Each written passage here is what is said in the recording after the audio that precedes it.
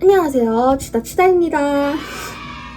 네, 너무 오랜만에 유튜브를 킨 것 같은데요. 생각보다 제 유튜브를 되게 관심을 가져주시는 분들이 많으셔서 이렇게 오랜만에 컴백을 했습니다. 이번 주제는 제가 오랜만에 컨텐츠를 생각하자니 살짝 막막한 감이 없지않아 있더라고요. 그래서 미리 사전에 개인 인스타그램에서 Q&A를 열어가지고 궁금해하셨던 질문들에 대해서 제가 여쭤봤습니다.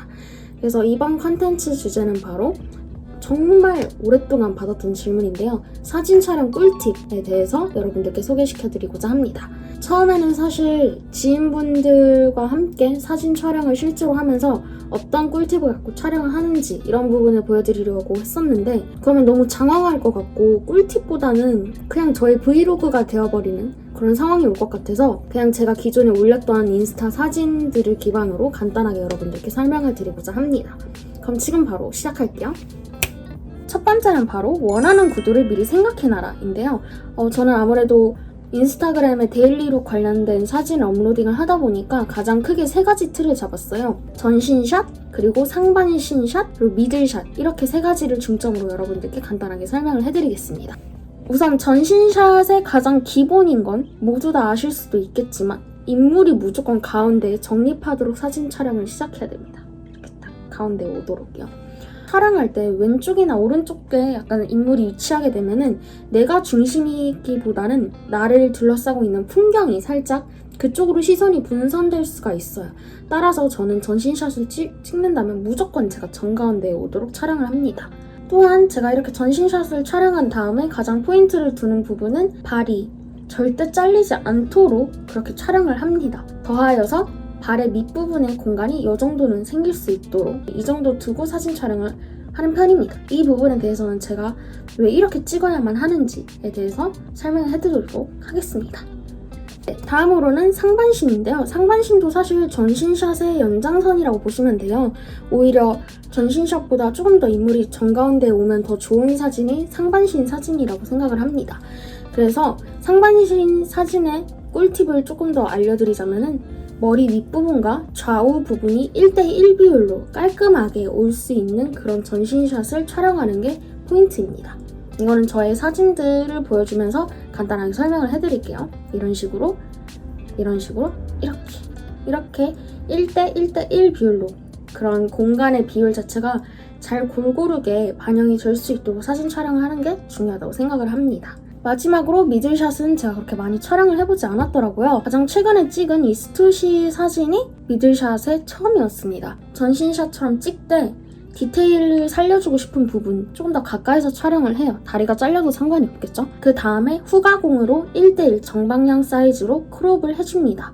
두 번째 꿀팁은 바로 아이폰 기본 설정 활용해라인데요. 이 기능은 제가 친동생한테 배웠던 기능입니다. 사실 사진이 가장 잘 나왔다고 생각되는 부분에 가장 큰 영향을 주는 게 비율이고 비율은 곧 다리 길이라고 생각을 해요. 이 다리 길이를 늘릴 수 있는 아이폰 기능이 있습니다. 네, 바로 이 기능인데요. 이 기능은 기본 카메라 설정에 들어가셔서 세 번째 크롭 기능에서 두 번째에 있는 버튼을 누르신 다음에 오른쪽으로 쭉 당기면 다리가 길어지고 반대로 왼쪽으로 쭉 당기면 다리가 짧아지는 기능입니다. 이 기능 자체가 사진에 변형을 주는 기능이기 때문에 공간의 여유분이 많아야 사진이 잘리지 않고 깔끔하게 보이기 때문에 제가 앞서서 여러분들께 사진 공간의 여유를 되게 많이 재차 강조를 했었던 거예요. 그리고 추가적으로 여기서 체킹해야 될 게 너무 지나치게 다리 늘리는데 급급하시게 된다면은 수직이나 수평적인 부분이 왜곡이 돼요. 그래서 다리를 늘리면서 수직 건물들이 이렇게 너무 기울어진다거나 그럼 너무 티가 나거든요. 그래서 이런 것들을 잘 체킹하셔서 적당히 늘리시는 게 가장 좋으신 것 같습니다. 네, 여기서 그러면 추가적인 질문. 주단은 정말 포토샵을 사용 안 하냐? 아니요, 합니다. 저는 포토샵을 사용하고요. 디자인 전공 학생이기 때문에 다양한 어도비 프로그램은 적극적으로 활용을 하고 있습니다. 사진 자체는 모두 다 기본 카메라만 사용해요. 사진 어플 같은 건 저는 갖고 있지 않고요. 그런 것들로 촬영했었을 때 보니까 화질이 엄청 깨지더라고요. 근데 그거 아실지 모르겠지만 인스타그램에 올리면은 인터넷에서 인터넷으로 전송하는 거기 때문에 사진 퀄리티가 현저히 떨어질 수밖에 없어요. 그래서 저는 무조건 기본 카메라로 촬영을 하고 그 다음에 어도비 포토샵을 거친 다음에 다시 핸드폰으로 전송하고 그걸 인스타그램에 올립니다. 네, 세 번째는 바로 색감 보정인데요. 사실 색감 보정을 다룰까 말까 많이 고민했었는데 그 이유는 색감 보정 자체가 선호하시는 방향성에 따라서 정말 개인의 취향 차이이기 때문에 고민을 많이 했었지만 색감 보정을 선택을 했습니다. 저는 일단 무채색 컬러를 많이 소장하고 있기 때문에 무채색 색감 보정에 대해서 알려드릴게요. 저는 아이폰 기본 설정만 사용을 합니다. 그 중에서도 휘도, 밝기, 따뜻함, 채도 이 4가지만 사용을 하고요. 이 4가지들을 모두 다 낮춥니다. 물론 사진의 유형에 따라, 컬러에 따라서 너무 다르겠지만 대체적으로 이 4가지들을 모두 다 낮춰서 후보정을 합니다. 네, 저는 이런 식으로 사진 편집을 하고 그 다음에 선명도까지 조정을 해주고 패스를 합니다. 아이폰 이외에 갤럭시나 또 다른 기종의 핸드폰들도 이런 기능이 갖고 있고요. 이 외에도 인스타그램 안에서도 사진을 편집할 수 있어가지고 그런 것들을 활용하시면 될 것 같아요. 네 번째는 바로 수직 수평을 맞춰서 촬영하기인데요. 저는 개인 인스타 계정도 운영을 하고 있지만 추가적으로 풍경 사진이나 제가 DSLR을 소지하면서 촬영하고 있는 그런 사진 계정도 운영하고 있습니다. 인물 사진도 물론이고 풍경 사진에서도 저는 가장 기본적으로 갖추는 게 수직 수평을 칼같이 지키기인데요. 사진 자체가 아무래도 안정감이 있어 보이면 조금 더 퀄리티가 높아 보이는 건 사실이겠죠? 이 부분을 여러분들께 설명을 해드리도록 하겠습니다. 시간이 오래 걸려도 저는 수직 수평을 최대한 잘 맞추려고 노력을 하고 확대를 하면서까지 맞추려고 하는 편입니다.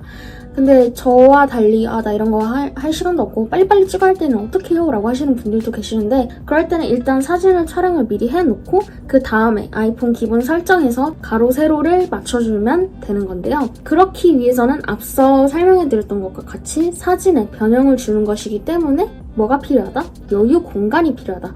그래서 좀 널찍하게 촬영을 일단 해놓고 나중에 편집을 하실 때 수직 수평을 좀 건드려 주시면 되게 좋은 퀄리티가 나올 것 같습니다. 네, 지금까지 제가 사진을 찍을 때 중점적으로 보는 4가지 포인트들에 대해서 여러분들께 설명을 해드렸는데요.